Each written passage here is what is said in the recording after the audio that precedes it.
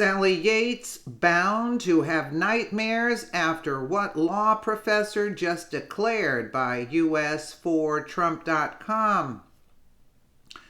President Trump tweeted a three-part series of tweets Monday morning where he continued slamming the previous administration for their wrongdoings against him and his campaign.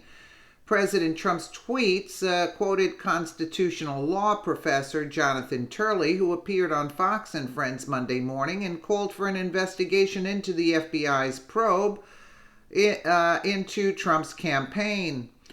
President Trump slammed Obama on Sunday, asking why he didn't do anything if he knew there was meddling going on. Why didn't President Obama do something about the so-called Russian meddling when he was told about it by the FBI before the election? Because he thought crooked Hillary was going to win and he didn't want to upset the apple cart. He was in charge, not me, and did nothing. The president first quoted a Fox News segment where they discussed Spygate.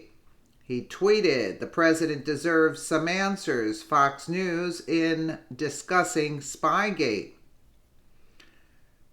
Yep. There's this tweet.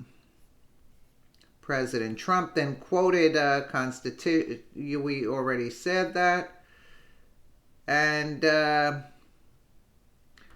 we now find out that the Obama administration put the opposing campaign's presidential candidate or his campaign under investigation. That raises legitimate questions. I just find this really odd. This goes to the heart of our election system, Jonathan Turley on Fox News. Sally Yates is part of concerns people have raised about bias in the Justice Department. I find her actions to be really quite unbelievable. Jonathan Turley there. Let's take a listen.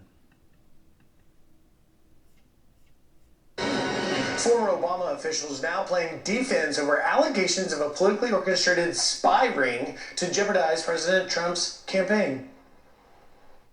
This has really taken the assault on the rule of law to a new level. Here, it's even a step beyond a dangerous point because it's not just directing a criminal investigation or to stop one of anyone. It directly relates to his campaign.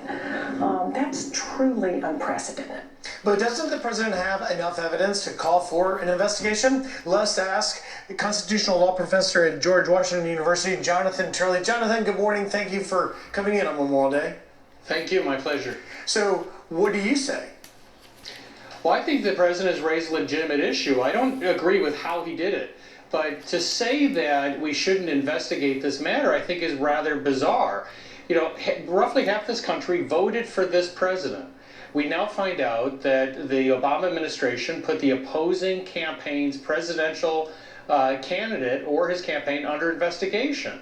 That raises legitimate questions. If this was, the Bush administration investigating the Obama campaign, I would think there'd be a lot of Democrats saying, we want to know.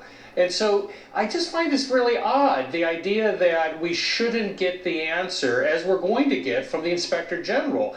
Now, at the end of the day, we're not going to come together as a country as long as both sides are trying to shut down investigations. I think the public is growing a little tired with partisans sort of filtering all of these issues. I think what the public wants is a full record that they could reach conclusions from. Mm-hmm. And for those people that voted for Trump and even those people who did not, to suggest that a campaign like this was under investigation of both surveillance and possible informants or spies goes to the heart of our electoral system. Right, Jonathan, so you say the president went about this the wrong way, but he's right on the merits. Sally Yates is saying that this is an unprecedented assault on the rule of law. Is she going way over the line in her criticism?